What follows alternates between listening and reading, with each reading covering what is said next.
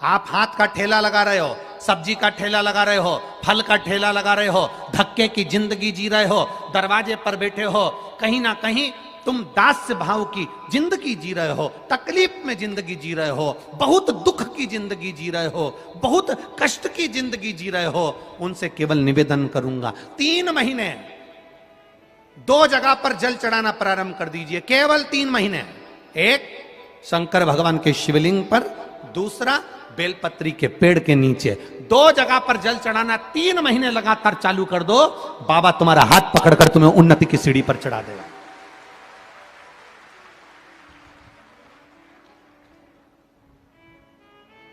हमें कोई चमत्कार करना नहीं आता, और ना हम कोई तंत्र विद्या या मंत्र विद्या जानते हैं, ना हमारे पास में बेल है, ना हमारे पास में भभूति है।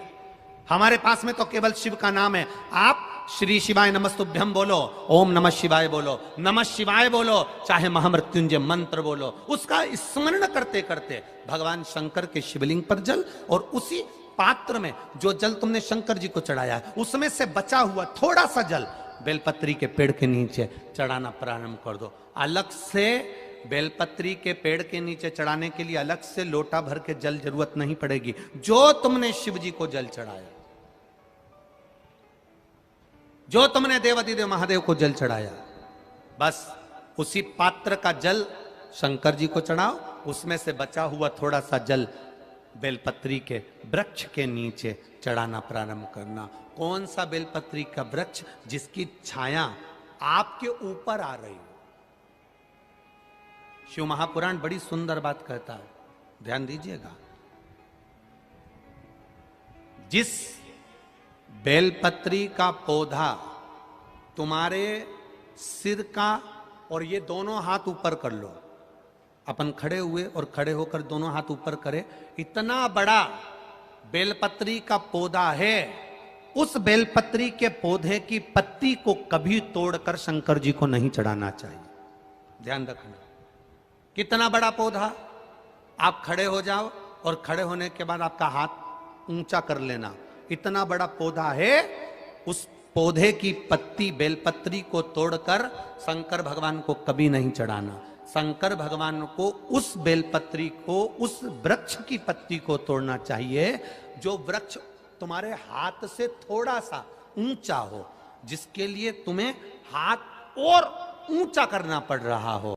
जैसे एक बच्चा अपनी मां की गोद में बैठने के लिए दोनों हाथों से उचकता है, आवाज लगाता है, उचकता है, आवाज लगाता है, हाथ ऊपर करता है, तो मां उस बच्चे को गोदी में ले लेती है। उसी तरह उस बेलपत्री के वृक्ष की पत्ती तोड़ना चाहिए जिसने थोड़ी उन्नति कर ली हो, जो थोड़ा ऊंचा हो गया हो। तुम उसको पाने का प्रयास करो तो भगवान भी तुम्हें अपनी गोदी में ले ले। ऐसे वृक्ष की पत्ती तोड़। अब तुम छोटा सा पौधा, बिल्कुल जरा सा पौधा, उसी की पत्ती तोड़कर महादेव को चढ़ाओगे, ये श्रेष्ठता नहीं है।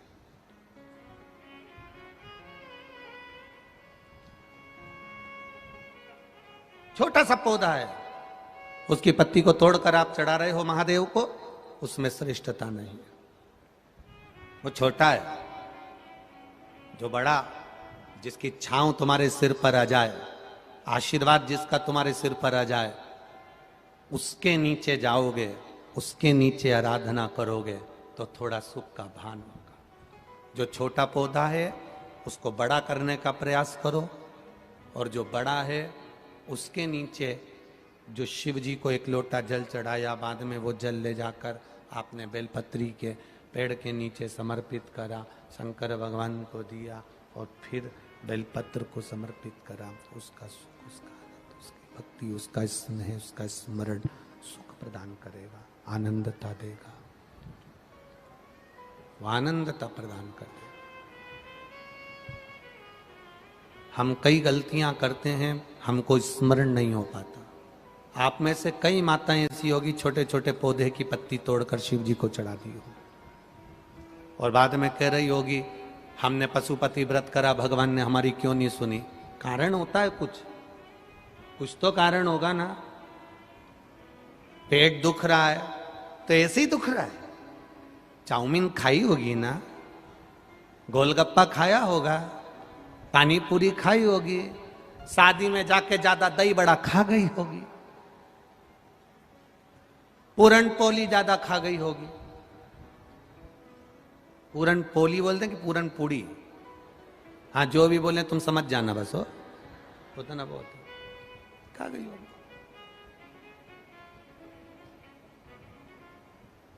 अब पेट दुख रहा है, कुछ तो खाया होगा ना। पशुपति व्रत कर रही है, बाबा ने नहीं सुनी, कुछ तो कारण होगा ना। आंखों में से पानी गिर रहा है, डॉक्टर पूछ रहा है कितनी देर मोबाइल चलाती हो? मैं तो बस थोड़ी सी देर चलाती हूं। अब उसकी सास से पूछा जाए तुम्हारी बहू कितनी देर मोबाइल चलाती? सुबह से रात तक। सही तो वो बताती है ना, उससे पूछो।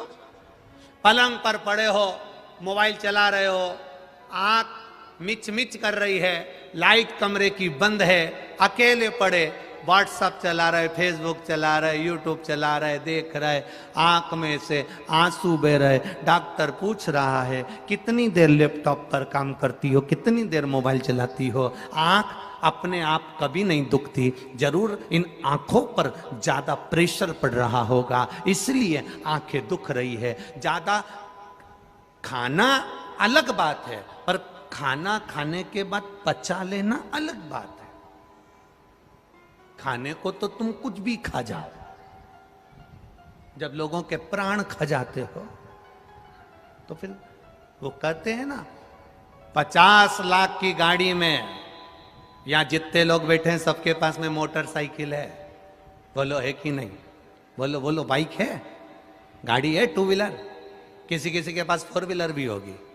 10 लाख की गाड़ी, 5 लाख की गाड़ी, 50,000 की गाड़ी, 25,000 की गाड़ी, 1 लाख की गाड़ी, 7 लाख की गाड़ी, 1 करोड़ की गाड़ी, 80 लाख की गाड़ी।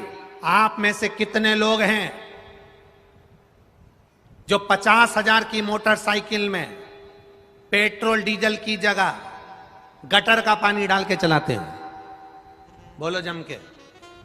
कितने लोग हैं जो अपनी मोटरसाइकिल में, अपनी बाइक में, अपनी स्कूटी में, अपनी 4 व्हीलर में, अपनी 2 व्हीलर में गटर का पानी डालकर चलाते हैं?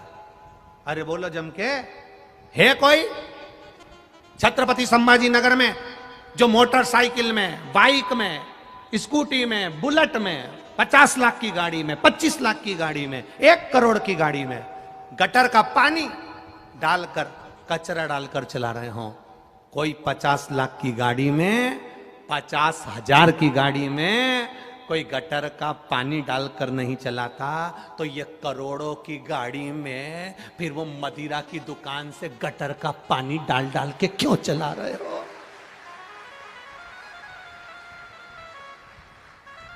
वो भी तो गटर का पानी है, और ये भी तो करोड़ों की गाड़ी है। एक किडनी खराब होती है, जरा पता करिए, 50-50 लाख की, 25-25 लाख की है।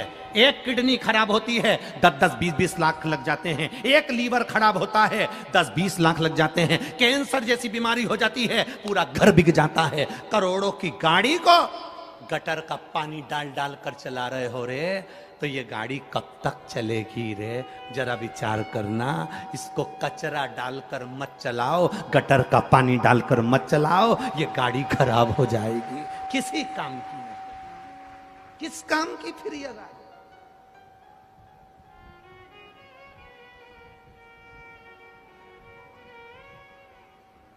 कथा में बैठे हो तो भी कचरा मुंह में घुसेड़ रहे हो, तो कथा में बैठे बैठे भी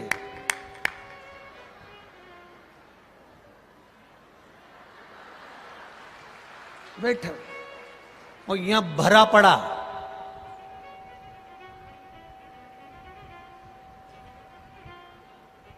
बिल्कुल नहीं बोल रही है, पड़ोसन खूब बोल रही। पत्नी इतना बोलती है, पति एक शब्द नहीं बोलता। उसको मालूम है 60 रुपए का पाउच मुंह में है। क्या मतलब? कचरा भरा है मुंह के अंदर, गटर का पानी भरा है अंदर, और कह रहे हो गाड़ी खराब हो गई। पेट बहुत दुख रहा है, शादी में गई थी, जो मिला सब निपटा गई, 3 दिन से बेचैन है, क्योंकि पेट में 1 मिनट की चैन नहीं है।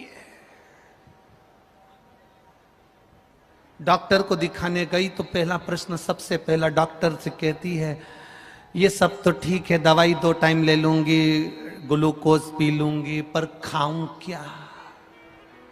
डॉक्टर भी बोला ये खाने के चक्कर में ही तो हुआ है, 2 दिन मत खा। वो 2 दिन नहीं खाती है पर सबके प्राण खा जाती है। 2 दिन नहीं खा। एक दिन आता है एकादशी का, एक दिन मात्र एकादशी का, एक दिन पलंग पे से नहीं उठ पाती है। पति पूछता है इतनी सुस्त दिख रही, आज एकादशी है, कुछ खाया नहीं, सुबेरे से साबूदाने की खिचड़ी खाई थी, थोड़ी सी चिप्स और पपीता रखा था आधा किलो, वो खाती थी। फिर दोपहर में 4 बजे में जब थोड़ी सी लेट कर उठूंगी तो मैंने फ्रिज में थोड़ा सा आइसक्रीम जमा दिया और आधा किलो सेव फल, 1 दर्जन केला, 5 संतरा, थोड़ा सा मौसम्बी सब रखा है, 4 बजे खा लूंगी। रात को क्या खाएगी? 2 किलो दूध की रबड़ी बनाई है और राजगीरे की आटे की पूड़ी, तो क्या बोलते हैं तुम्हारे यहां, कुट्टू का आटा, जो भी बोलते हो, और भगर मोरधान बना के खा लूंगी।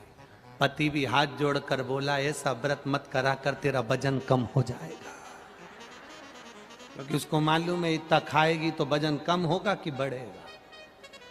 क्या मतलब? कई परिवार ऐसे हैं जो खाने के भी लाले पड़े हुए हैं, बच्चों की अच्छी एजुकेशन नहीं हो पा रही है, दुखी हैं, कष्ट में। 2 जगह पर जल चढ़ाना प्रारंभ कर दो। पहला, जम के बोलो, शंकर भगवान के शिवलिंग पर। दूसरा, उसी जल को बचाकर बेलपत्री के वृक्ष के 2 जगह पर जल चढ़ाना पड़ा। चढ़ाओ 2 जगह जल और बड़े भाव से निवेदन कर चढ़ाओ भक्ति के साथ।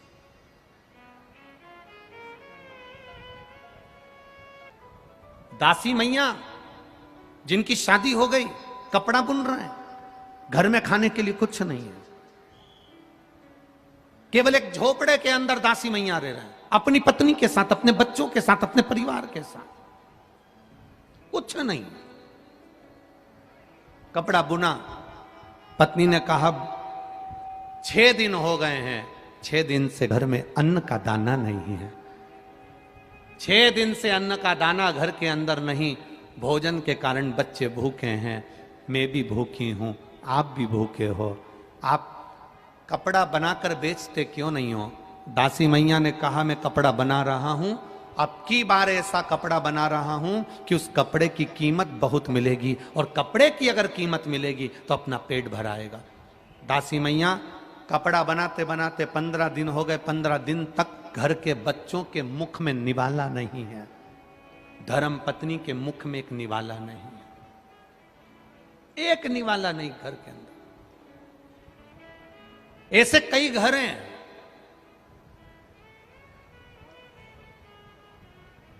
इस भारत की भूमि पर, इस मृत्यु लोक में, पूरे विश्व में ऐसे कई घर हैं जिनके घर में गुजारा करने के भी आफत है, पहनने के कपड़े नहीं, किसी के यहां पर भोजन नहीं, किसी के यहां जमीन नहीं, किसी के यहां दुकान नहीं, कोई कोई पूरी जिंदगी किराए के मकान में निकाल देता है, नहीं है।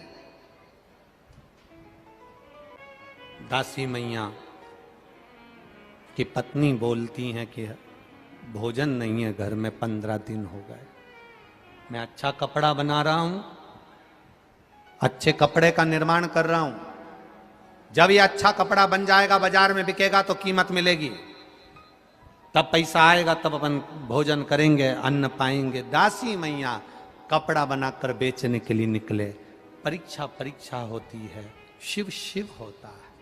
शंकर भगवान, देवता तुम्हारे ललाट पर, तुम्हारे भाग्य में जितना लिखा होगा देवता उतना देते हैं, और मेरा महादेव जब भी देता है छप्पर फाड़ कर देता है। छप्पर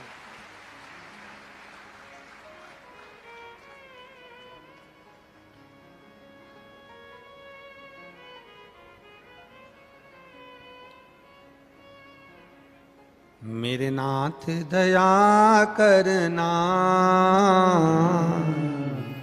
मैं तेरे भरोसे हूँ। मेरे बाबा दया करना,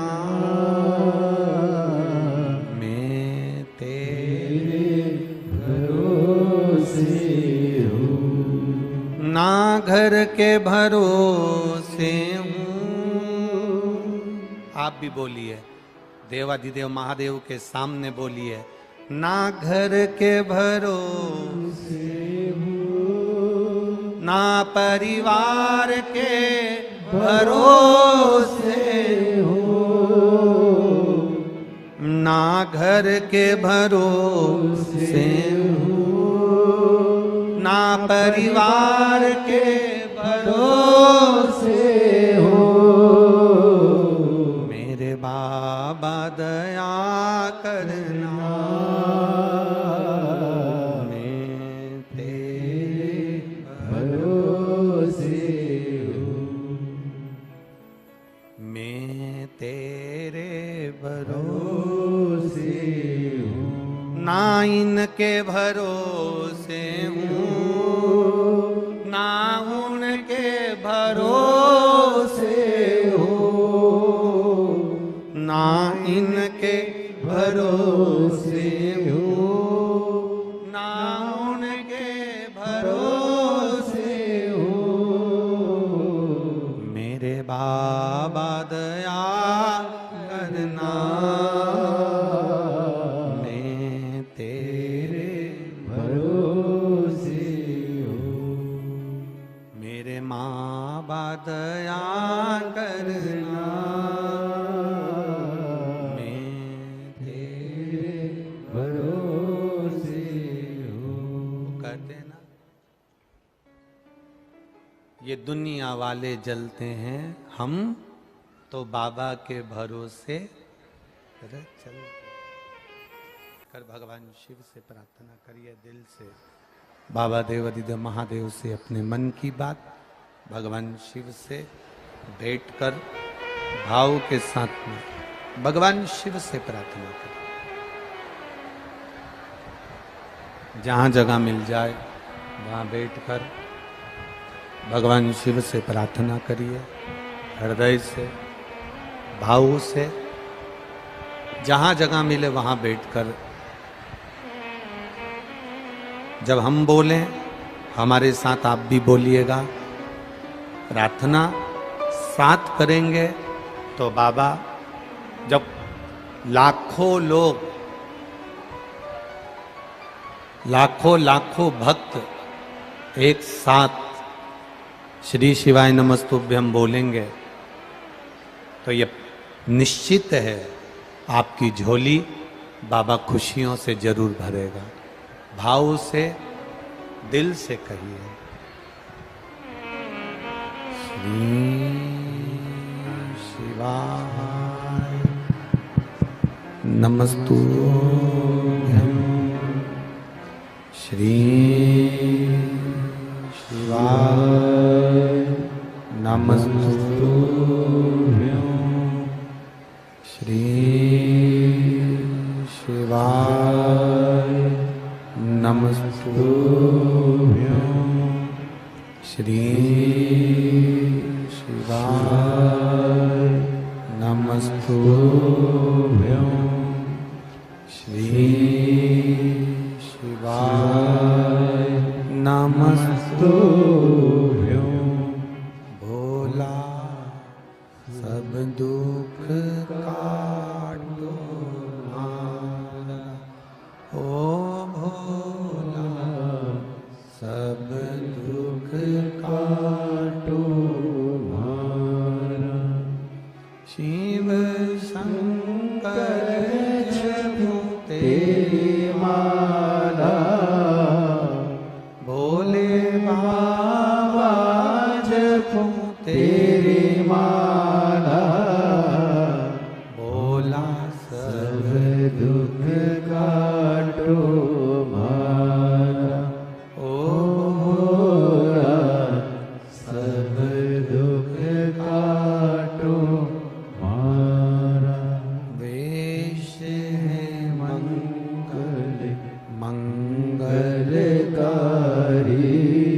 वेश है मंगल मंगलकारी, शमशान वासी हमारा, शमशान वासी हमारा, ओ भोला सब दुख काटो मारा, ओ भोला सब दुख काटो मारा। शिव कथा कह रही है। दासी मैया ने जो कपड़ा बनाया, उस कपड़े को जो बहुत अच्छा बनाया उसको बेचने के लिए जा रहा है। और दासी मैया जब कपड़ा बेचने के लिए चले, जितने व्यापारियों ने कपड़ा देखा तो उन्होंने एक ही विचार करा कि ये कपड़ा तो इतना महंगा होगा, इतना महंगा होगा, क्योंकि बड़ा सुंदर है। जब इतना सुंदर कपड़ा है तो महंगा भी बहुत होगा। तो किसी ने उस कपड़े की कीमत नहीं पूछी। अब शिव की परीक्षा देखिए। मेरे ओघड़दानी में त्रिकालदर्शी कैलाशी अविनाशी की परीक्षा देखिए। शंभू जब परीक्षा लेता है तो कैसी परीक्षा लेता है वो देखिए।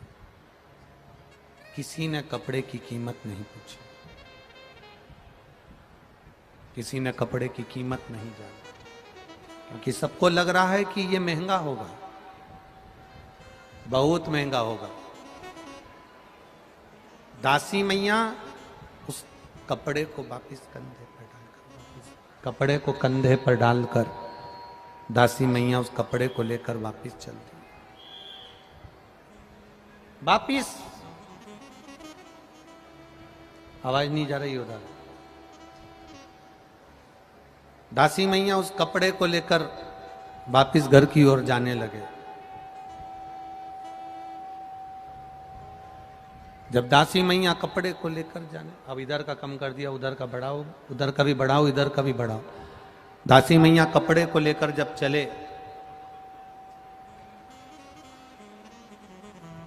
वापिस जा रहे हैं, क्योंकि कपड़े की किसी ने कीमत ही नहीं लगाई, उसका मोल ही नहीं, उसका कोई कीमत ही नहीं लगी है।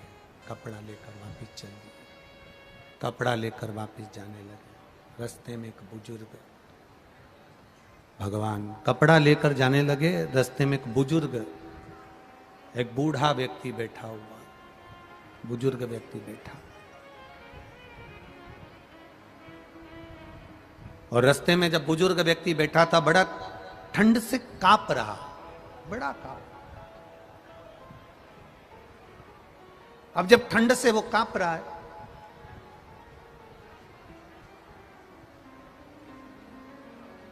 और बहुत ठंड उसके शरीर में लग रही है, तो उसने दासी मैया को रोका, ए बाबा रुको जरा, बाबा रुकिए जरा, हमारे शरीर में बहुत ताप पड़ रहा है, आप हमें ओढ़ने के लिए आपका कपड़ा दे दीजिए। इतना महंगा कपड़ा, इतना महंगा वस्त्र, जिसकी कीमत पूरे नगर के किसी व्यापारी ने नहीं लगाई, दासी मैया ने वो कपड़ा उस बुजुर्ग व्यक्ति को दे दिया। बुजुर्ग ने इतना सुंदर कपड़ा देखा, बीच में से फाड़ा, सिर को बांधा, फिर फाड़ा, पांव को बांधा, फिर फाड़ा, हाथ को बांधा, फिर फाड़ा, कमर को बांधा। दासी मैया देखते रहे, बूढ़े व्यक्ति ने कहा, आपने मुझे कपड़ा दिया है, आपने इतना कीमती कपड़ा दिया, मैंने इसको फाड़ फाड़ कर शरीर पर बांध लिया, आपको बुरा तो नहीं लगा? दासी मैया ने कहा, बुरा लगने की कोई बात नहीं है, हमने तो आपको दे दिया।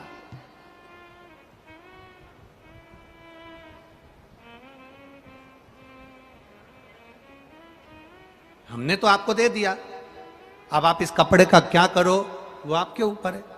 दासी मैया ने जब बुजुर्ग व्यक्ति को देखा, थर थर कांप रहा है, भूखा है, भोजन भी नहीं है, दासी मैया उस बुजुर्ग व्यक्ति को अपने घर ले गए और घर पर ले जाकर अपनी पत्नी को आवाज लगाकर कहा, ये बहुत भूखा है, इसको भोजन दे दो। धर्म पत्नी ने अपने पति के चरण छूकर कहा, 15 दिन से घर में भोजन नहीं बना, एक अन्न का निवाला अपने घर के अंदर नहीं, एक दाना अपने घर के अंदर नहीं। इस अपने लिए जब भोजन नहीं है तो अपन दूसरे को क्या भोजन देंगे? इसको क्या भोजन देंगे? इसको क्या खिलाएंगे? इसको क्या प्रदान करेंगे? जब भोजन अपने पास ही नहीं है, अपने लिए ही नहीं है, जब भोजन अपने पास ही नहीं है, अपने खाने के लिए नहीं है, तो फिर अपन इसको क्या देंगे? क्या प्रदान करेंगे इसको? क्या दें अपन इसको? पति दासी मैया ने कहा, कोई भाजी तोड़ कर लिया हो, वो ले जाकर उकाल कर दे दो। पत्नी भाजी क्या तोड़ कर ले जाती है? पत्नी एक बेलपत्र के पौधे में से बेलपत्र तोड़ कर ले जा रही थी और वो बेलपत्र उड़ती उड़ती उसके हाथ से वो बुजुर्ग व्यक्ति के ऊपर जाकर गिर गई। जैसे ही बेलपत्र गिरी, मेरा महादेव सामने प्रकट हो गया, मेरा शिव प्रकट हो गया।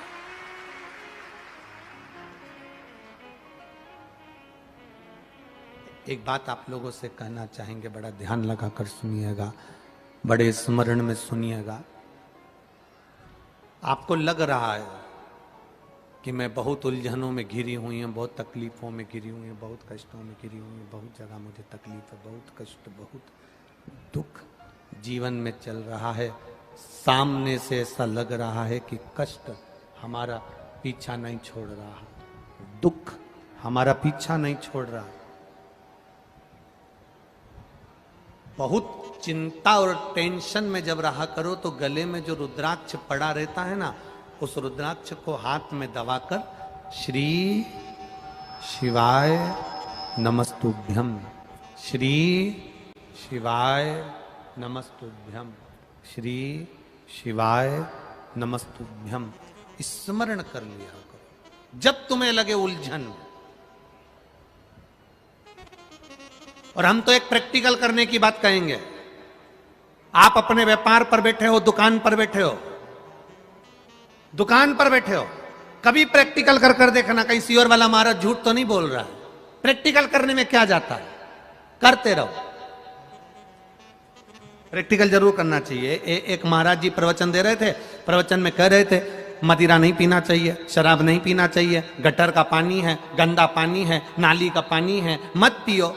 महाराज जी के पहचान का कोई बैठा था, उठ के खड़ा हो गया। उसने कहा, महाराज तू इतनी बड़ी बड़ी बातें कह रहा है, तेरा सग्गा भाई पी के तो नाली में पड़ा है, तू इतना बड़ा बड़ा प्रवचन दे रहा है, तेरा सग्गा भाई पी के गटर में पड़ा है, और तू कह रहा है कि मदिरा नहीं पीना चाहिए, शराब नहीं पीना चाहिए, गंदा नाली का पानी है। महाराज जी को क्रोध नहीं आया। महाराज जी ने कहा, भैया देखो, मैं भी कथा कह रहा हूं, वो भी कथा कह रहा है, मैं मुंह से समझा रहा हूं, वो प्रैक्टिकल करके दिखा रहा है।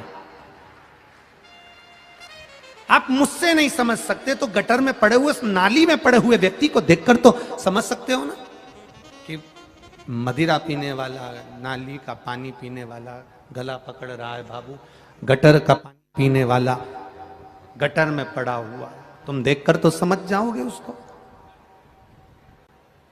आप उसको देखकर तो समझ सकते हो ना, आप उसको जानकर तो समझ सकते हो ना। प्रैक्टिकल जरूर करो। जितने लोग बैठे हैं कथा श्रवण करने के लिए, जितने लोग टीवी पर सुन रहे हैं, जितने फेसबुक यूट्यूब पर कथा सुन रहे हैं, उनसे निवेदन करूंगा, आपके गले में अगर रुद्राक्ष है, आप अगर सीहोर के रुद्राक्ष को धारण करते हो आपके गले में लाल धागे में अगर रुद्राक्ष पड़ा हुआ है, दुकान पर बैठे हो, आधा घंटा हो गया, कोई ग्राहक नहीं, कोई ग्राहक नहीं, आप उस रुद्राक्ष का स्मरण कर कर श्री शिवाय नमस्तुभ्यम श्री शिवाय, थोड़ा आराम से बोलना, जल्दी जल्दी सब्जी काटते ऐसी मत काट देना, बहुत प्रेम से। आपको लग रहा है ग्राहक नहीं, मेरी दुकान में कोई व्यापार नहीं चल रहा, आज तो दिन भर से बैठा हुआ हूं, आज कोई काम नहीं लगा, आज कोई तकलीफ आ रही है, बस उस रुद्राक्ष का स्मरण कर कर मेरे शिव का स्मरण करना। क्यों? क्योंकि विद्येश्वर संहिता में, शिव महापुराण की विद्येश्वर संहिता में देव अधिदेव महादेव माता पार्वती से कहते हैं, तुम रुका जी चंचुला देवी से कहते हैं कि भगवान शंकर के नेत्र अश्रु से गिरे हुए अश्रु से ये रुद्राक्ष का पौधा उत्पन्न हुआ है। ये रुद्राक्ष कोई दूसरा नहीं है, शंकर पार्वती से, माता सती से कहते हैं, पार्वती ये मैं रुद्राक्ष के रूप में स्वयं शिव भक्त के साथ रहता है और उसके सम्मुख में प्रकट हो जाता है।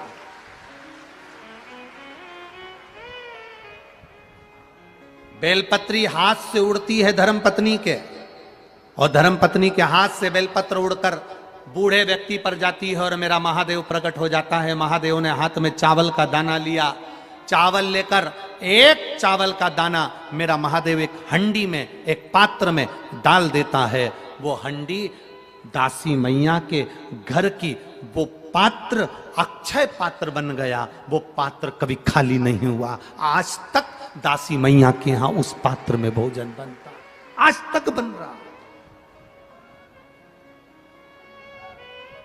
एक दाना चावल का, एक दाना चावल, हम तो आपसे कहेंगे, बहुत भाव से कहेंगे, आपके घर में शादी हो, शादी का फंक्शन हो, किटी पार्टी हो, आपके घर में कोई भी आयोजन हो, 500 आदमी भोजन करने आ रहा है, 300 आदमी भोजन करने आ रहा है, आपको लग रहा है कि हमारे यहां 150 आदमी और बढ़ जाएगा, ज्यादा आप केटरिंग में पैसा नहीं खर्च करना चाहते, 300 लोगों की आपने केटरिंग दे दी और हो सकता है कि और बढ़कर आ जाए। एक शंकर जी पे चढ़ा हुआ चावल का दाना बाबा कुबेर भंडारी के नाम से लेकर आना और बाबा से कहना, बाबा अब भोजन और शादी आपको कराना है, उसको ले जाकर अपने भोजन में रख देना, कर दे, करेगा। वीरगंज नेपाल में कथा थी, दूसरा देश, दूसरी भाषा, रहन सहन दूसरा। वहां पर जो आयोजक परिवार ने कथा करवाई थी, उनको बड़ी चिंता थी कि इतने लोग आएंगे तो भोजन कैसे होगा। कभी आप वीरगंज में जाना तो वहां पर उन जजमान से मिलकर आना, एक चावल के दाने का महत्व क्या है वो समझा देंगे आपको। हमने केवल इतना कहा था कि एक चावल का दाना कुबेर भंडारी के नाम से शिव को चढ़ाकर उसको लेकर आकर भंडार में रख दो, जितना भोजन रखा है वो भोजन बनता रहेगा और भंडार उतना की उतना ही भरा रहेगा, उससे ज्यादा मिलेगा। यहां पर भी भंडारा चल रहा है, यहां पर भी भोजन हो रहा है, हजारों लाखों लोग रोज भोजन कर रहे हैं। जब कथा सुनने के लिए 8 लाख से 10 लाख लोग कथा सुनने के लिए दूसरे दिन आ सकते हैं, तो भोजन में सोचिएगा कि कितने लोग बैठे रहते होंगे। इतने लोगों का जब भोजन बन रहा है, 7वें दिन जब ये कथा पूर्ण हो जाए, तब जायसवाल जी से भी निवेदन करेंगे और आपसे भी निवेदन करेंगे कि उस भोजन भंडारे का दर्शन कर कर जाना कि जितना रखा था उतना रखा ही मिलेगा, खाली नहीं है। ये शिव भक्ति है। जब वो चोर को कुबेर बना सकता है तो आपको क्यों नहीं दे सकता? दुकान नहीं चल रही, व्यापार नहीं चल रहा, ग्राहक नहीं आ रहा है, आज कोई काम नहीं है, लग रहा है अपने गले में पड़ा हुआ एक रुद्राक्ष, शिव तत्व का एक रुद्राक्ष जिसकी कीमत नहीं है, निशुल्क है, क्योंकि मेरे महादेव को बेचा नहीं जाता। क्यों सीहोर का रुद्राक्ष निशुल्क मिलता? क्यों कंकर शंकर की महत्वता वहां की? इतने रुद्राक्ष का महत्व क्या है आखिर? उस रुद्राक्ष की मूलता क्या है आखिर? कभी जिंदगी में लेकर आओगे तो समझ में आएगा कि वो रुद्राक्ष है क्या आखिर, उस रुद्राक्ष की मूलता क्या है आखिर। बहुत मिलेंगे, बाजार लगा होगा, रुद्राक्ष बहुत मिल जाएंगे। 100 रुपए का, 50 रुपए का, 5 रुपए का, 10 रुपए का, 500 रुपए का, 1 रुपए का, 2 रुपए का, सब मिल जाए। पर उस मेरे महादेव को बेचा नहीं है। वो महादेव जो तुम्हारे पास में है, बस उसको पकड़कर स्मरण किया जाए। स्मरण, भक्ति का स्मरण। वो कहते हैं ना, जब कोई नहीं आता मेरा बाबा आता है, मेरे दुख के दिनों में बड़ा काम आता है, मेरे दुख के दिनों में वो बड़ा काम आता है। आपका भरोसा, आप उसका विश्वास दृढ़ी रखिए। जब आप भरोसा दृढ़ी रखोगे तो वो आएगा। बेलपत्र उड़ी, दासी मैया कि पत्नी के हाथ से बेलपत्र उड़कर जैसी बूढ़े पर गई, बूढ़ा शिव का रूप था जो परीक्षा लेने आया था। एक चावल का दाना हंडी में डाल दिया, वो चावल का दाना ऐसा चला, आज तक दासी मैया के यहाँ से वो चावल के दाने का भंडार खत्म नहीं हुआ। आज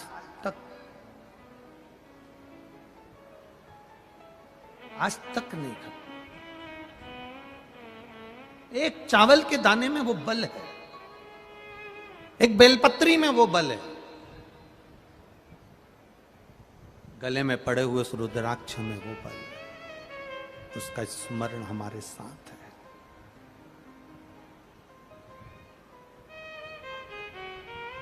भक्ति। पत्नी ने देखा कि बूढ़ा उठा, शिव के रूप में उठकर उसने चावल का दाना डाल दिया। दासी मैया ने जो शंकर भगवान का दर्शन करा, शिव जी ने कहा मांग तुझे क्या चाहिए। ये कलिकाल की कथा है, कलयुग की बहुत पीछे की कथा नहीं है, बहुत पीछे की नहीं, मात्र 300 साल पुरानी, ज्यादा पुरानी नहीं। क्या चाहिए तुझको, मांग ले, क्या दूं तुझको। दासी मैया कहते हैं कुछ नहीं चाहिए, कुछ नहीं। जो अतिथि आए पेट भर कर खाए जाए, इससे बढ़कर सुख और कुछ नहीं। शिव महापुराण की कथा कहती है, उमा संहिता कहती है, देवादिदेव महादेव का चरित्र कहता है, जब आपके घर में अतिथि आए, मेहमान आए, तो उसको भोजन कराइए। भोजन करा नहीं सकते तो उसको पानी पिलाइए। पानी नहीं पिला सकते तो उसको आसन देकर बिठा दीजिए। अतिथि मेहमान अगर तुम्हारे यहां आया, कोई आया, तो उसको भोजन कराओ। भोजन नहीं है आपके यहां, नहीं खिला सकते, पानी पिला दीजिए। पानी भी नहीं पिला सकते, ज्यादा अकड़ में जिंदगी जी रहे हो, तो आसन दे दो, बैठो साहब, सोफा लगा है साहब, कुर्सी लगी है साहब, आसन दे दो, बिठा दो। आसन भी नहीं दे सकते तो मीठी वाणी दे दो, और मीठी वाणी भी नहीं दे सकते तो अपने चेहरे की मुस्कुराहट दे दो। इतना तो दे सकते। जो आए हुए अतिथि को भोजन नहीं देता, पानी नहीं देता, वाणी नहीं देता, आसन नहीं देता, एक बार मुस्कुराकर बात तक नहीं करता, समझ लेना उसने अपने बुढ़ापे पर कुल्हाड़ी मार ली और आपका बुढ़ापा ठीक नहीं निकलेगा। दर बतर जब तुम अपने बच्चों को आतिथ्य करना नहीं सिखाओगे, किसी का सम्मान करना नहीं सिखाओगे, तो वो बच्चा क्या तुम्हारा सम्मान करेगा। आज हमारे यहाँ मेहमान इतने लोग हैं, पहले के समय में कितने मेहमान आते थे इनसे पूछना। पहले कितने मेहमान आते थे, मामा जी आ रहे, मौसा जी आ रहे, मौसी जी आ रही, काका जी आ रहे, रिश्तेदार आ रहे। आजकल तो शादियों में भी मेहमान नहीं आते, बारात जाती है, 25-50 लोग बारात में चले जाएं, बहुत बड़ी बात है। पहले मेहमान घर के अंदर पड़े रहते थे, रिश्तेदार आते थे, घर के लोगों का स्वभाव ऐसा होता था, उनका आदर करते थे, उनका सम्मान करते थे, उनका सत्कार करते थे, उनको खाना खिलाते, भोजन कराते, पानी पिलाते। आज के ज़माने में कोई किसी के यहाँ नहीं आता, क्योंकि खाना तो लोग खिला देते हैं, पानी तो पिला देते हैं, पर चेहरे पर मुस्कुराहट नहीं होती और मीठी वाणी नहीं होती, इसलिए कोई नहीं, वो ना आए।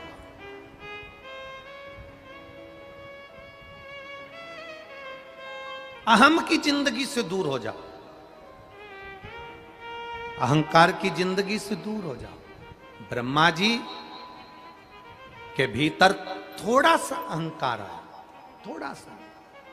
जब हम अहम की जिंदगी से दूर हो जाते हैं तो भगवान सुन लेता। एक पत्र आया है,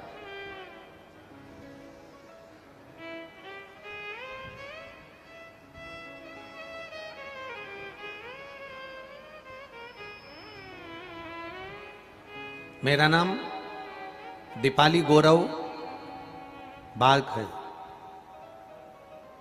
छत्रपति संभाजी नगर की रहने वाली हूं। मेरा मोबाइल नंबर ये है, कहीं बैठी हो तो हाथ हिला सकती हैं। मेरा नाम दीपाली गौरव बाग, छत्रपति संभाजी नगर की रहने वाली हूं। कहीं बैठी हो तो हाथ हिला सकती हैं। आप ही हैं, दोनों हाथ हिला दो एक बार। हर हर, हाँ ऐसे हाथ हिला दो। मेरे पति बैंक में काम करते हैं, परमानेंट नहीं थे। बाबा से प्रार्थना करी, पशुपतिनाथ का व्रत किया और बाबा की कृपा से मैं क्या वर्णन करूं गुरुदेव, जो कभी नहीं हो सकता था, बाबा ने मेरे पति को बैंक में परमानेंट की नौकरी दे दी है। ये शिव कृपा है गुरुदेव। जब मैं गर्भवती रही तब मुझे सोनोग्राफी करने में बुलाया तो डॉक्टर ने कहा था कि तुम्हारे गर्भ में जो बच्चा है उसका एक पांव छोटा है और उसके हृदय में छेद है, उसके दिल में छेद है, उसका एक पैर छोटा है और उसके 2-3 बीमारियां उस बच्चे को बता दी। डॉक्टर ने कहा सभी रिपोर्टें इसकी ठीक नहीं हैं, इस बच्चे को तुम्हें नहीं रखना चाहिए। परिवार के किसी व्यक्ति ने कहा इस बच्चे को गिरा दीजिए, इस बच्चे को समाप्त कर दीजिए, क्योंकि इसका पांव छोटा है, दिल में छेद है और यह माइंड से भी विकलांग रहेगा। मैं क्या वर्णन करूं गुरुदेव, एक लोटा जल सारी समस्या का हल। शिव की कृपा का क्या वर्णन करूं। एक लोटा जल चढ़ाते, पानी लाकर पी लेते, भगवान शिव का नाम ले लेती, पी लेती। आपने कहा था एक नारियल पर सिर से लेकर पांव तक की मोली को लपेटकर शंकर भगवान को दे देना, बच्चा स्वस्थ होगा। बस उसी पर मैंने विश्वास करा। शिव जी को एक श्रीफल दे दिया और बाबा की कृपा से मेरे घर में बेटे ने जन्म लिया। डॉक्टर भी आश्चर्य में है, इस बेटे को कोई रोग नहीं है और इसका पूरा शरीर ठीक है। आज वो 3 महीने का हो गया। मैं बाबा को यहाँ नमन करने के लिए, ये शिव तत्व है, ये शंकर योग, ये त्रिकालदर्श, ये कैलाश। बैठिए बहन, हर हर, ये शिव तत्व है। औघड़ी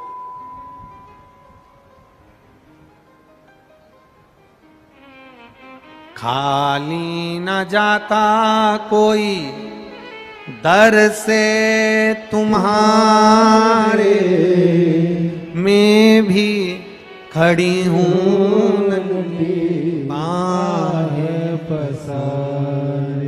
एक पत्र में किसी ने लिखा है 12 साल के बाद बाबा ने संतान दी है, और एक पत्र में लिखा है किसी ने 18 साल के बाद बाबा ने संतान दी है। बाबा से यही प्रार्थना है, आपकी गोदी भरी रहे। शिव तत्व बहुत पत्र, बहुत, जिसमें आप लोगों ने अपने अपने भाव लिखे हैं। किसी के यहाँ 12 साल के बाद संतान हुई, किसी के यहाँ 10 साल के बाद संतान हुई। ये शिव कृपा। एक माँ ने लिखा है, गंगाबाई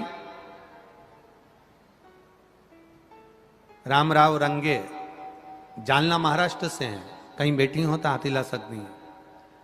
गंगाबाई रामराव रंगे जालना महाराष्ट्र। मेरा बेटा लगभग 10 साल से सरकारी नौकरी के लिए तैयारी कर रहा था, कहीं बैठी हो तो हाथ हिला सकती हैं। 10 वर्ष से सरकारी नौकरी के लिए तलाश कर रहा था, पर नौकरी की तैयारी करता पर हार जाता। गुरुदेव अभी 1 साल पहले से आपकी कथा सुनना चालू करी, वो भी किसी दूसरे को पानी चढ़ाते हुए देखा, मंदिर जाते हुए देखा। मैं कभी मंदिर नहीं जाती, पानी नहीं चढ़ाती। देखा तो मैंने पूछ लिया कहां जा रही हो, तो उसने कहा शिव जी को जल चढ़ाते हैं, 1 लोटा जल सारी समस्या का हल।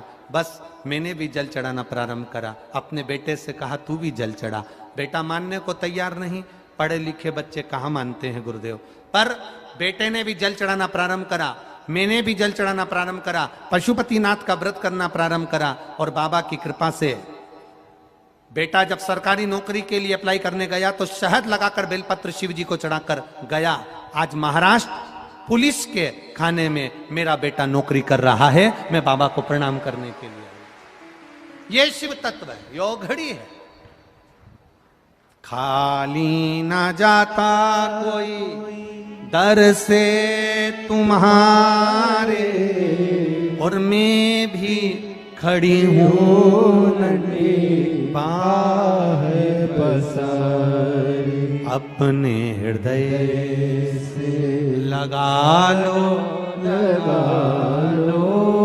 गिरी जा रही हूँ, उठा लो।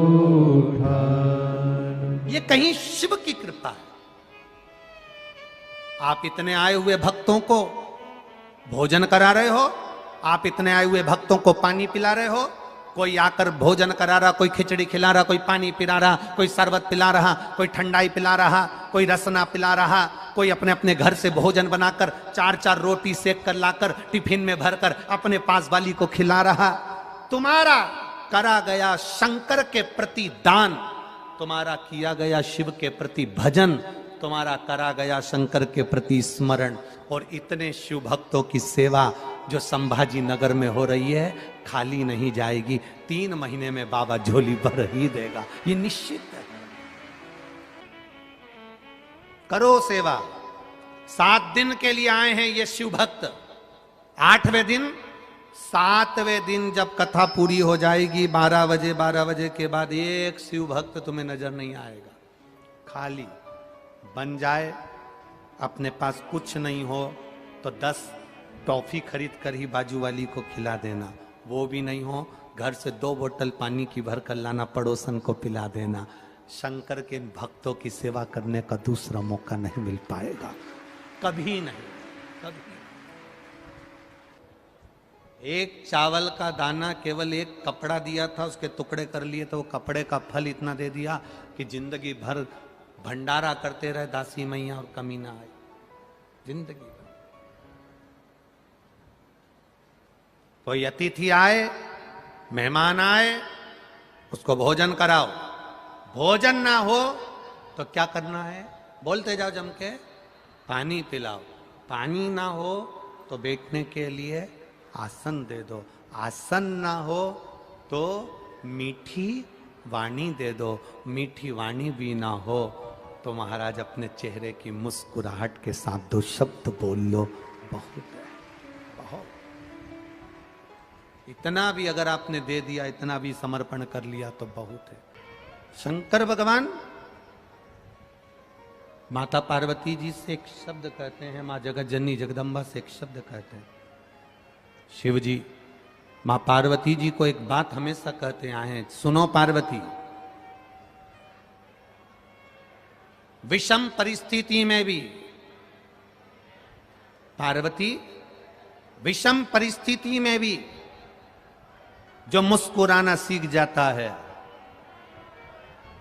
विषम परिस्थिति में भी जो मुस्कुराना सीख जाता है, पार्वती जी सुनो, फिर वो अपनी जिंदगी में कभी मुड़कर नहीं देखता, वो आगे बढ़ना अपने आप सीख जाता है।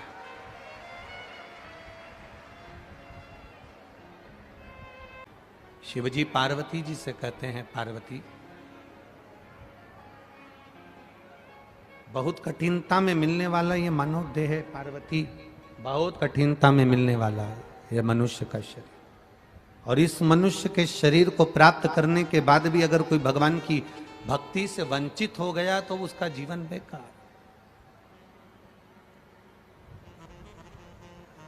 उसका जीवन व्यर्थ गया। अहम आ जाता है, अहंकार आ जाता है। पर उस अहंकार में सुख का भान नहीं हो पाता।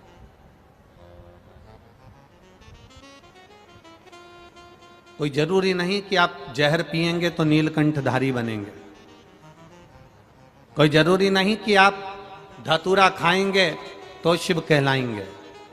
जरूरी यह है कि हम अपने घर में रहकर भी अगर क्रोध को पी रहे हैं, अपशब्द को पी रहे हैं, तानों को पी रहे हैं, आड़ी टेढ़ी जो बात बोली जा रही है, अपशब्द कहे जा रहे हैं, गालियाँ दी जा रही है, ताने दिए जा रहे हैं, अपशब्द बोले जा रहे हैं, हम उसको पी रहे हैं, तो भी समझ लो कि हम भगवान शंकर का एक अंश अपने भीतर धारण कर कर रखे हुए हैं। भगवान शिव का एक स्वरूप अपने भीतर धारण कर कर रखे हुए, एक अंश अपने भीतर है। एक भगवान शंकर के परम उपासक थे दासी मैया। कर्नाटक की पावन धरा पर रहते थे। बड़ा हो ना भाई।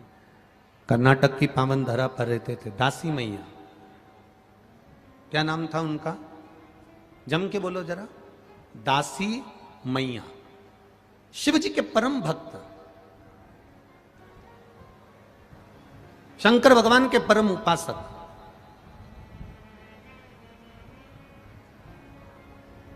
बड़ी भक्ति थी उनकी। मिट्टी को उठा लेते थे, धूल को उठा लेते थे और मिट्टी को उठाने के बाद उसका एक शिवलिंग बनाकर किसी वृक्ष के नीचे उसकी पूजन किया करते थे। वृक्ष के नीचे उसका आराधना करते थे, पूजन करते थे। जिनका नाम था दासी मैया, कर्नाटक के रहने वाले थे। उनके पिताजी का एक काम था, वो था कपड़े बुनने का, वस्त्र बनाने का। कपड़ा बुना करते थे। बचपन में दासी मैया जब 8 वर्ष के थे, मिट्टी को इकट्ठा करते, उसको गीला करते, उसका शिवलिंग बनाते और उसकी पूजन करते। समय निकलता गया, निकलता गया। दासी मैया बड़े हो गए और बड़े होने के बाद दासी मैया की शादी हो गई, कपड़े बुन रहे हैं। कल आपको कथा में कहा था भगवान शंकर परीक्षा बहुत लेते हैं। मेरा ओघड़दानी बहुत परीक्षा लेता। शिव परीक्षा भी बहुत लेते हैं और शंकर भगवान देते भी बहुत हैं। दोनों चीजें।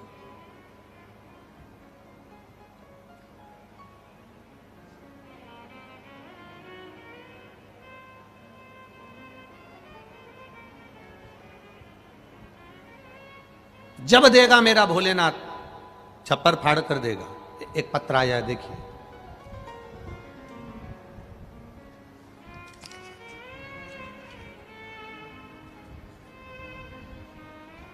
मैं अंजना नीरज शर्मा, बड़ी सड़क, जालना की निवासी हूं। कहीं बैठी हो तो हाथ हिला सकती हैं। मैं अंजना नीरज शर्मा, बड़ी सड़क, जालना की निवासी हूं। मेरी बेटी का नाम नेहा नीरज शर्मा, जालना। कहीं बैठी हो तो हाथ हिला सकती हैं। जहां कहीं भी बैठी हो अपने दोनों हाथ हिला सकती हैं। गुरुदेव, शिव महिमा का क्या बखान करूं। आप लोग भी आस्था चैनल के माध्यम से पत्र को पढ़ लिया करो, और जितने लोग एलईडी के सामने बैठे हैं वो भी पत्र को पढ़ सकते हैं, पत्र को पढ़ सकते हैं। कहीं बैठी हो अंजना नीरज शर्मा तो हाथ हिला सकती हैं। मैं शिव जी की महिमा का क्या वर्णन करूं गुरुदेव। मेरी बेटी जिसने सीए फाइनल की परीक्षा दे रही थी, पर परिणाम अच्छे नहीं आ रहे थे। मेरी बेटी ने सीए फाइनल की परीक्षा देती रही, परिणाम अच्छे नहीं आए, प्रयास असफल रहे, रिजल्ट ठीक नहीं आता था। हर बार सीए की फाइनल एग्जाम में वो फेल हो जाती थी। बड़ी निराश हो गई। तब गुरुदेव आपकी कथा टीवी के माध्यम से श्रवण करना प्रारंभ करा। मैंने उसे कहा सीहोर वाले महाराज बताया करते हैं पशुपतिनाथ का व्रत का वर्णन। तू एक काम कर, एग्जाम की तैयारी फिर से कर। बेटी कहती है माँ अब मुझे एग्जाम नहीं देना क्योंकि मैंने देकर देख लिया रिजल्ट नहीं आ रहा, बार बार रुक जा रही हूं, इसलिए अब मैं एग्जाम नहीं दूंगी। तू एक बार वापिस तैयारी कर। लोग क्या कहेंगे मां बार बार फेल हो रही हूं, अच्छा नहीं है मां, एक बार वापिस एग्जाम तो दे। तब पशुपतिनाथ का व्रत करना प्रारंभ किया, एक लोटा जल महादेव को चढ़ाना प्रारंभ करा। एग्जाम का जब समय आया तो एग्जाम में जाते समय मेरी बेटी को मैंने कहा कि शहद को बेलपत्र पर लगाकर बाबा को समर्पित कर, बाबा तेरी सुनेगा, विश्वास रख, पढ़ाई पूरी कर और एक बेलपत्र समर्पित कर। मेरी बेटी एग्जाम देने के लिए गई, एक बेलपत्र पर शहद लगाकर शिव जी को चढ़ाकर शंकर भगवान को समर्पित कर कर गई।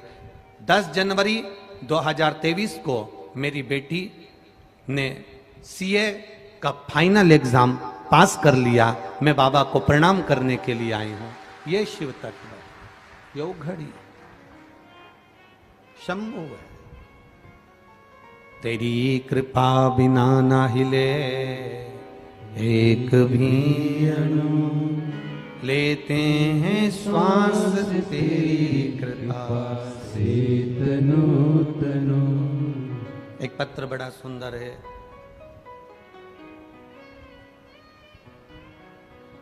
मेरा नाम सुवंदना नरेश जायसवाल है।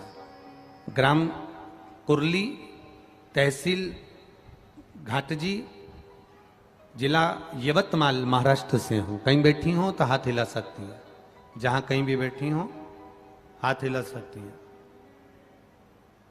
मेरा नाम सुवंदना नरेश जायसवाल। आप ही हैं? दोनों हाथ हिला दो एक बार, ऐसे हिला। मेरा नाम सुवंदना नरेश जायसवाल है। गुरुदेव 2012 का घर का कर्जा था, वह 2023 को बढ़ता बढ़ता लाखों में पहुंच गया, चूक ही नहीं रहा था। बहुत परेशान हो गए थे, जितना बन सकता था उतनी मेहनत भी कर रहे थे। जब मन नहीं माना, किसी ने कहा कि एक बार सीहोर होकर आ जा। मैं 15 फरवरी 2023 में रुद्राक्ष महोत्सव में सीहोर पहुंच गई। 7 दिन तक पूरी कथा सुनी। लोगों ने कहा मां भगदड़ हो गई, मत जा, वापिस सजा। मैं बाहर रही, 7 दिन खूब कथा सुनी। बाबा से रोज विनती करी, कंकर शंकर की पूजन करी। बाबा को कंकर को उठाकर अपने साथ ले आई और उसी कंकर की पूजन घर में करती रही। गुरुदेव मैं बाबा का क्या वर्णन करूं। स्वयं बैंक की तरफ से लिखा हुआ कागज आ गया कि तुम्हारा जो कर्जा लाखों में था वो मात्र 90,000 रुपये रह गया। 90,000 रुपये कर्जा ले गया। तब 90,000 रुपये भी हम कहां से लाएं। बाबा की कृपा का मैं क्या वर्णन करूं गुरुदेव। 30/5/2023 को बाबा ने वो 90,000 कहां से भेजे, किसके माध्यम से भेजे, और आज मेरा पूरा कर्जा चुका दिया। इसलिए मैं बाबा को नमन करने हूं। आनंद, दोनों हाथ हिला दो एक बार। श्री शिवाय नमस्ते। शिव तत्व ऐसा ही, खाली ना जाता कोई से तुम्हारे, खाली ना जाता कोई दर से तुम्हारे, मैं भी खड़ी हूँ बाहें पसारे, मैं भी खड़ा हूँ बाहें पसारे।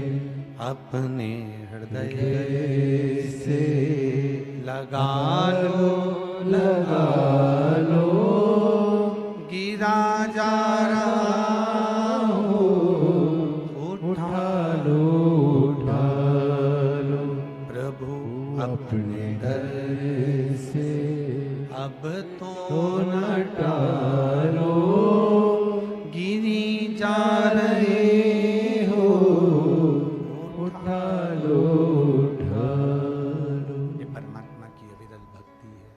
ये परमात्मा का एक आनंद है, ये परमात्मा का एक भाव है, ये परमात्मा का एक स्वरूप है। केवल शिव महापुराण की कथा नहीं है। यहाँ जितने लोग कथा सुनने आते हैं, जितने लोग टीवी पर सामने बैठकर कथा सुनते हैं, जितने लोग मोबाइल पर कथा सुनते हैं, ये केवल कथा नहीं सुनते, बाबा से अपने दिल की बात कहते हैं। बाबा उनकी झोली खुशियों से भर भी देता है, भरता है। प्रतिदिन कथा कितनी बजे से कितनी बजे तक चल रही है? 2 बजे से 5 बजे तक। आज कथा 2 से 5 है, कल बस एक दिन की कथा, कल की कथा, केवल कल की कथा का समय 1 बजे से 4 बजे तक रहेगा, केवल कल की कथा का। बाकी के समय फिर वही 2 बजे से 5 बजे, बस कल का समय 1 बजे से 4, टीवी पर भी और यहां पर भी। अविरल भक्ति है शिव तत्व, अविरल भक्ति।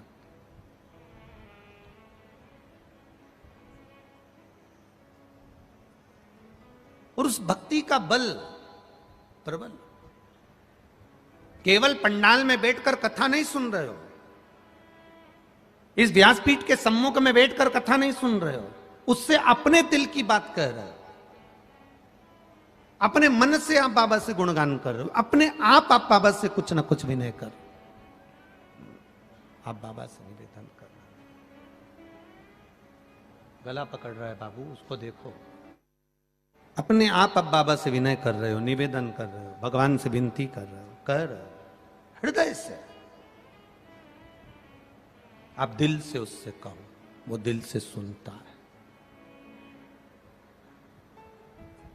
पहले एक बार कहा है आपको, एक बार आवाज लगाना, एक कमल, कमला, कमला, कमला।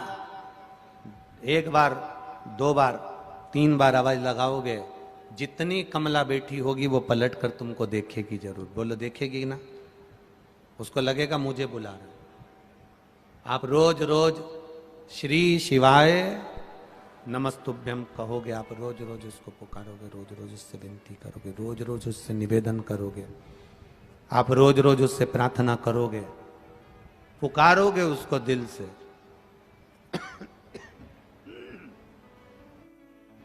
आप रोज रोज उससे दिल से प्रार्थना करोगे, निवेदन करोगे, पुकारोगे उसको, सुनेगा।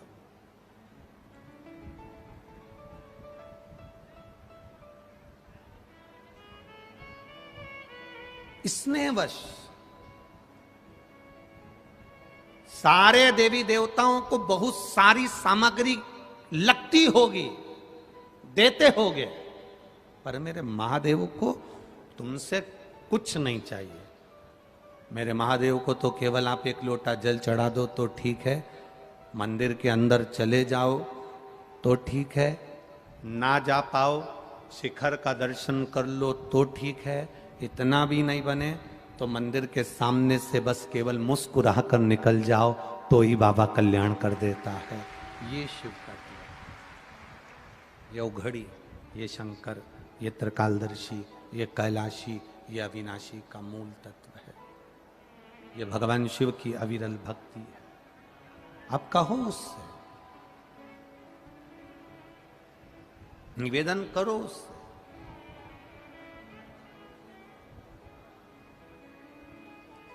जब पुकारोगे तो वो सुनेगा।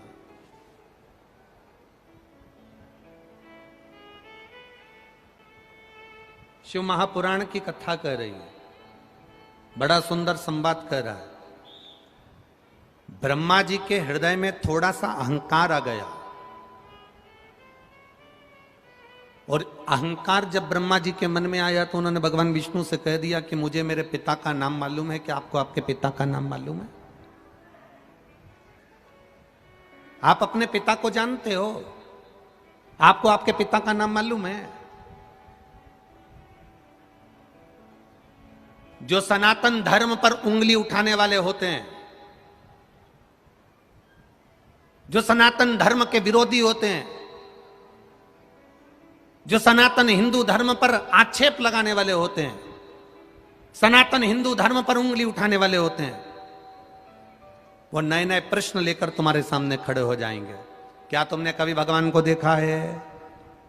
शंकर भगवान के शिवलिंग पर जल चढ़ाओगे तो लोग गलत फहमियां उत्पन्न कर कर कहेंगे तुम शिवलिंग पर जल चढ़ा रही हो।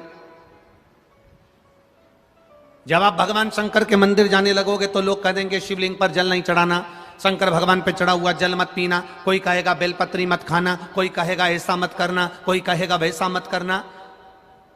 आपकी भक्ति क्या कह रही है? आपका विश्वास क्या कर रहा है?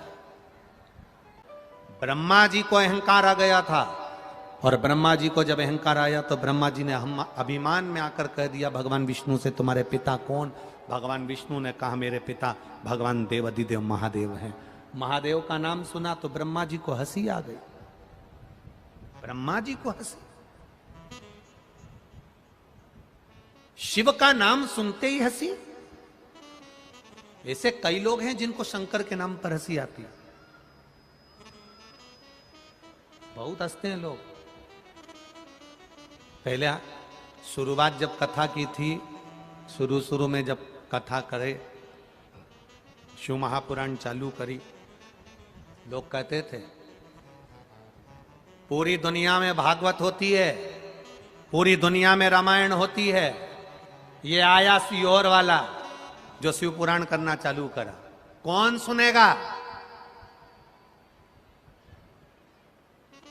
शंकर जी के मंदिर में खाली मंदिरों में कुत्ते बैठे रहते थे, कौन जाएगा शंकर मंदिर? मंदिर में जाले पड़े रहते थे, सारे मंदिरों में भीड़ होती थी, पर महादेव के मंदिर में केवल सावन और शिवरात्रि के दिन लोग जाते थे। केवल सावन और शिवरात्रि। जब शुरू में शिव पुराण की कथा करना चालू करी, लोग हंसते थे, कौन सुनेगा? लोग भागवत सुनते हैं, रामायण सुनते हैं, ये सुनते हैं, वो सुनते हैं, शिव पुराण कौन सुनेगा? कहां से पकड़ लाया इसको? शिव पुराण कहां से लिया है? कौन सुनेगा? कौन सुनेगा? कौन सुनेगा? शिव मंदिर में कुत्ते बैठे रहते हैं, जाले पड़े रहते हैं। आज प्रत्येक शिव मंदिर में ना कुत्ते बैठे हैं, ना जाले पड़े हैं, शिव के मंदिर में शिव के भक्त खड़े हैं। शिव के भक्त, मेरे ओघड़दानी, मेरे कुबेर भंडारी के भक्त खड़े हैं। इन शिव भक्तों की टोलियां शिव के मंदिर में आनंद पाती हैं। लोग कहते थे कौन सुनेगा? उनको एक बार छत्रपति संभाजी नगर लाकर दिखा दो, कौन सुनेगा? ये सुनने वाले शिव भक्त ही तो हैं। ये शिव भक्ति नहीं तो और क्या है?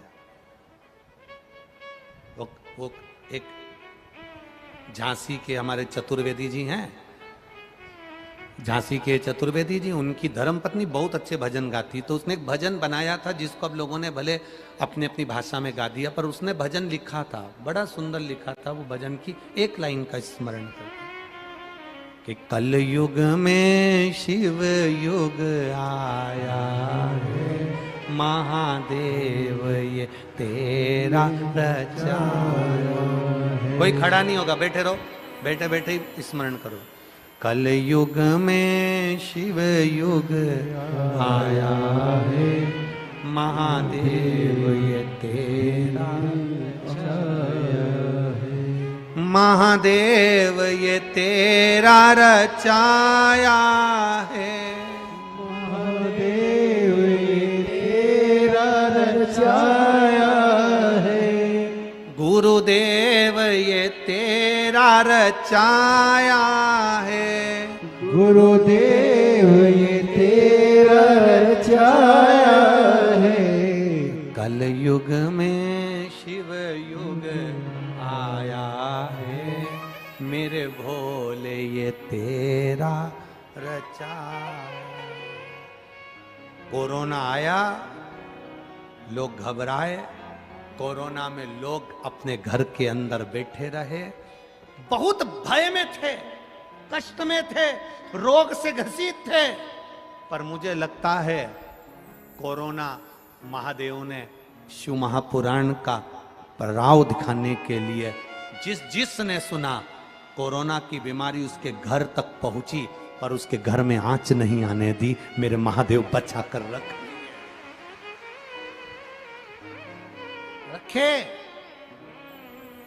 कोरोना जैसी बीमारी में दूसरे देश, चीन और किस किस देश का नाम लूं, मैं नाम नहीं लेना चाहता, आप समझ जाओगे।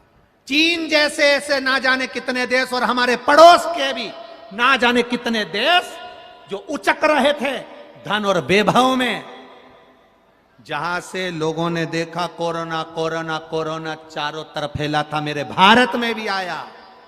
पर भारत का बच्चा बच्चा शंकर की कथा में ऐसा रम गया कि कोरोना कब आकर चले गया और मेरा राष्ट्र मजबूत की मजबूत बना रहा। आज भी दूसरे राष्ट्र रो रहे हैं, कर्जे में डूबे हैं, और आज भी लाखों लोग उनके मर रहे हैं और उबर नहीं पा रहे, कर्जे में डूबते चले जा रहे, भूखमरी आ रही है। पर मेरा भारत देश आज भी वैसा की वैसा ही और उन्नति पर चढ़ता चला जा रहा है। आज उन्नति की सीढ़ी पर चढ़ रहा है। मेरे भोले ये तेरा कल युग में शिव युग आया है, मेरे भोले ये तेरा छाया। जिस राष्ट्र की भूमि पर, जिस देश में शिव महापुराण की कथा निरंतर चलती है, चाहे टीवी के माध्यम से चले, मोबाइल के माध्यम से चले, घर में एक एक कॉलोनी में, एक एक मल्टी में अगर दो लोग भी, दो परिवार के व्यक्ति भी अगर कथा सुन रहे हैं, दुकानों पर अगर शिव महापुराण की कथा, नगर में, शहर में, भारत की भूमि पर कहीं ना कहीं शिव कथा अगर हो रही है, समझ लेना उस राष्ट्र को कोई नहीं दबा सकता, क्योंकि उसका हाथ महादेव ने पकड़ कर रखा है। महादेव संभाले हुए हैं।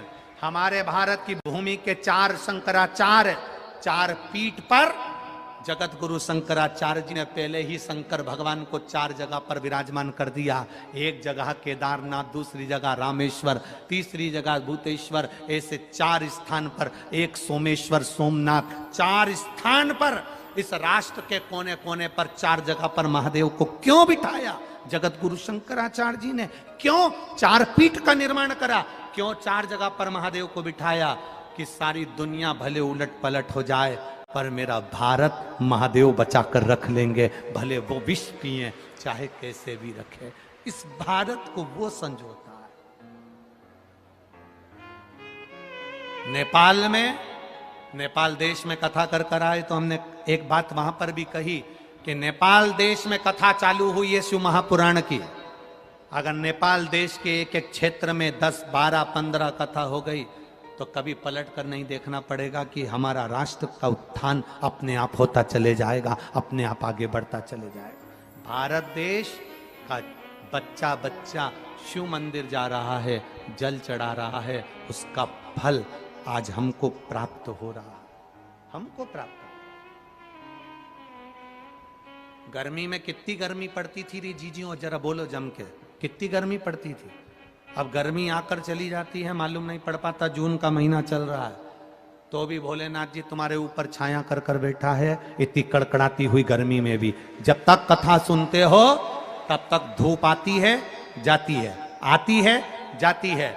जब तक कथा चालू नहीं होती अपार धूप रहती है, और जब कथा चालू होती है तो धूप आती है चली जाती है, आती है चली जाती है। मेरा बाबा अपनी छाया करता रहता है और तुम्हें कथा सुनाता रहता है, मालूम नहीं पड़ने देता कब कथा पूर्ण हो जाती, मालूम नहीं। वो शिव है ओ घड़ी। ब्रह्मा जी को अहंकार आया, शिव जी ने लीला रचाई, शिवलिंग का निर्माण हुआ, और उस निर्माण के अंतर्गत भगवान शंकर ने अपना अर्धनारीश्वर रूप धारण कर कर दर्शन दिया।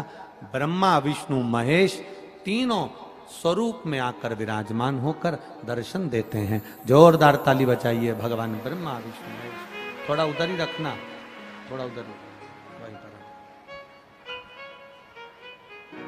भगवान ब्रह्मा विष्णु महेश सुंदर भाव से आए हैं, एक बार जोरदार ताली बजाकर स्वागत करें। भाव के साथ में जितने भी लोगों ने सुंदर सुंदर भाव व्यक्त करे हैं उन सभी को नमन करता हूं। श्री शिवाय नमस्तुभ्यम। भाव के साथ में, आनंद के साथ में सुंदर आरती प्रारंभ हो रही है। आप सब सुंदर आरती का आनंद लें और अपने जीवन को धन्य बनाइए। भाव के साथ, आनंद के साथ।